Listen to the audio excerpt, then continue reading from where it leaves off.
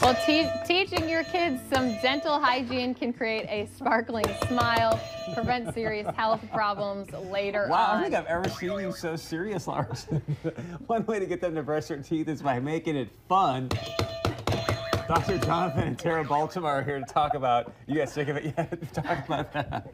She's regretted giving them By the way, the we haven't even buzzers. showed these off yet. Check this out. You want to do a little catwalk, Larson?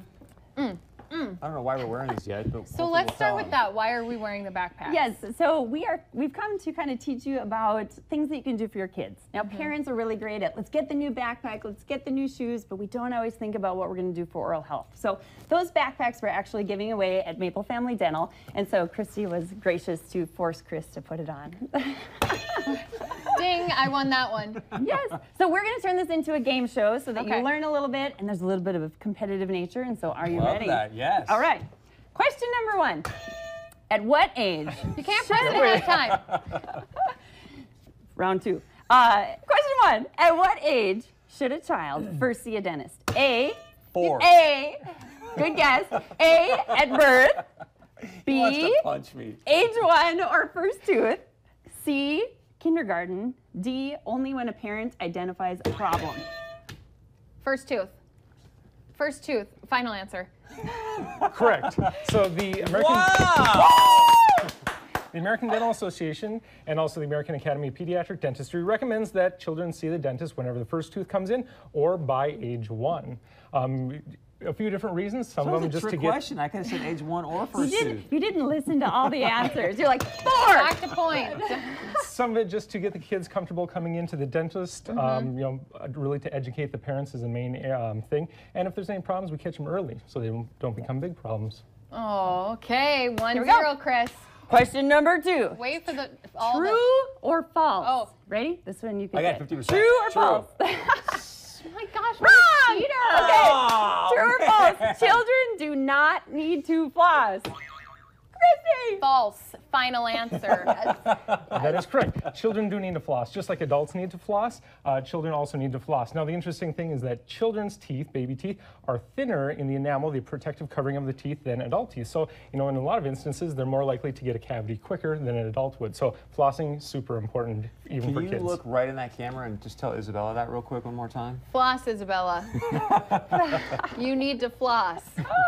Well, so we try to make it a little bit easier also, like we've got 4 kids and they're wiggly and stuff, and so these are floss picks. And so you might think, as an adult, it's hard enough to floss the way it is with the string and to get into their mouth, and so these you just go in between. Nice.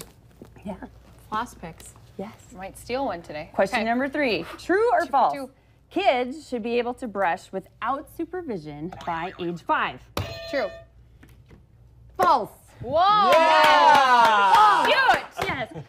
The American Dental Association says that ages 6 and 7 should be able to brush on their own with supervision.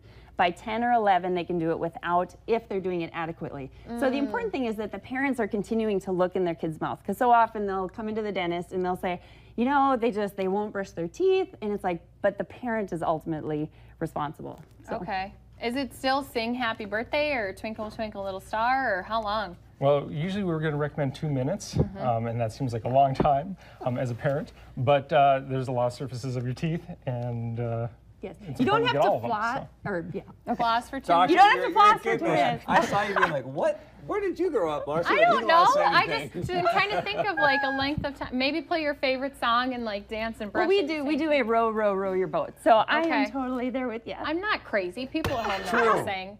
True, I'm crazy. No. Okay. Question number 4. If your child gets their whole adult tooth knocked out, you should A, put it in milk, B, put it in water, C, put it back in the child's mouth, or D, put it in an adult's mouth. Put it in water. Good guess. She's Do going to you- say, Wrong. I know what she's going to say, too. What Darn do it. you think? Their adult tooth. I'm going to guess put it in milk because it sounds so weird. All right, so both those are really good answers. Wrong. No, Unfortunately, we're wrong. the best thing to do really is to put the tooth, like rinse it super quick and stick it right back in the kid's mouth. Oh, really? And now the next best thing is really if your child's old enough, you could actually put it in their cheek and they can go in and see the dentist and put it in. Now the next best thing, even though it sounds gross, is to put it in an adult's cheek and like over here and just hold it in their mouth. It actually keeps the tooth moist and it protects the little ligament fibers so it can reattach into the jaw. And that's it's the whole. If the whole tooth, if it's a permanent tooth. Now, if it's a baby tooth, don't worry about putting it back in. We don't save them. You're going to get a new one, and so you don't have to worry about that. Now, probably the next less gross thing would be to put it in milk, which is commonly available. We have some very special solutions you can put it in, but most people aren't going to have those in their house. You don't want to put it in water. You don't want to put it in a Ziploc bag dry, because those little ligament fibers on the outside of the tooth, they dry out, and it's really going to have a hard time reattaching correctly into the jaw. Boy, that was interesting. The best thing is really get to your dentist right away and try to get those teeth in as quickly If you as want possible. to save them. Save You want them. to save them. Question number 5. How much toothpaste should a child use? A, the length of the brush. B, an eighth of a tube. C, a pea-sized amount. Or D, as much C. as they want. I waited till all the answers were out there, Chris. So kind of it can really depend. If your kid is like 3 to 6, we really recommend a little pea-size amount. For kids that are less than 3, we've already gone down to about the size of a grain of rice, a little tiny smear. So it really doesn't take much at all. We don't want kids to really be swallowing and eating a whole lot of it, because it can cause some fluorosis on their teeth or white spots. Wow.